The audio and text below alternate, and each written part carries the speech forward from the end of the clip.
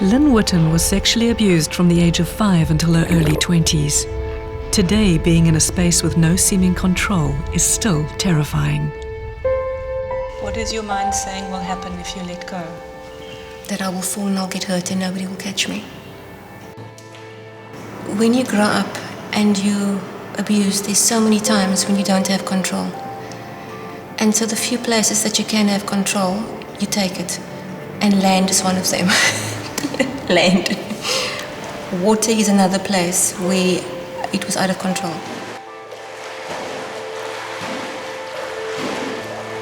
Ever since a child, I've been trying to control so many things, and then only to have reality hit me to say, well, nothing is in my control.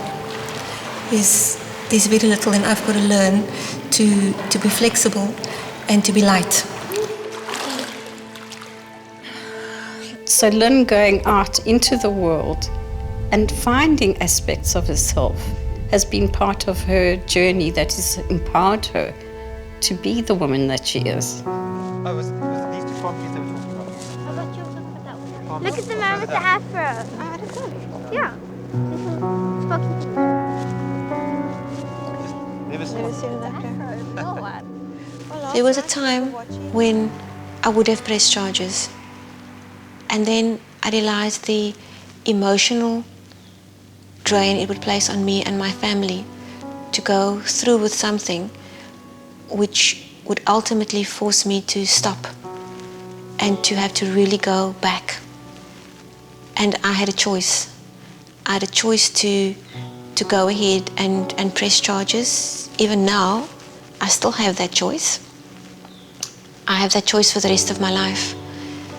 But the path that we have chosen, both Quentin and I, is one of forgiveness. And it took another leap of faith for us to actually go back and decide that we would rather forgive and set ourselves free in the process. And I love the way you're saying we. What does the we mean for you? Because your story is now a we dealing with this. 2 years ago, it became a we for the first time. Suddenly I had somebody that I could sit down with that actually knew every detail of what happened. And we made the decision together, and it was suddenly, it's not Lynn, it's not I, which it's been my whole life. We decided to actually go and face the person that abused me together as a couple. And because I was not the only one that needed to forgive him, Quentin needed to forgive him as my husband. I think a big thing for both of us was there was a spiritual awakening through this process. And her decision to forgive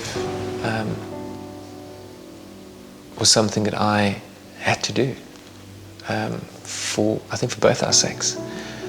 The more I held on to it, the more she held on to it. I said, I will never forget what you've done to me. It's impossible for me to forget. But I've chosen to forgive you, not for your sake, but for my sake. I'm setting myself free. One thing I'll never forget, you made a feeble excuse as an apology. And we didn't go down. I had certainly gone in for an apology. What do you say? I'm sorry, but... But what? But it was her fault. And that's what threw me. I think many people would actually, I would certainly judge. You know, there's this person out there that has done all of these bad things. Surely, he shouldn't be sitting where he is. He should be behind bars.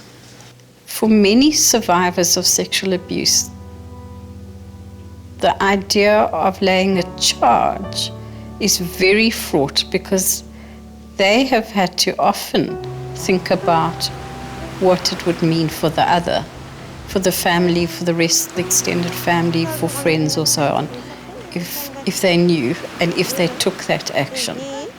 And it can be incredibly disruptive. So I think for many women, it holds them in a sense as they in prison, as opposed to the perpetrator.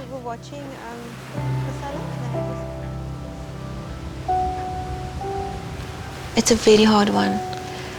I can only do what's right for me each day. And for me, for now, for then, it was the right decision for us. Do I support her decision? Do I think that it's right?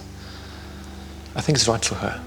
And if it happened to my daughters, then there would be charges, and there would be much more difficulty in forgiving.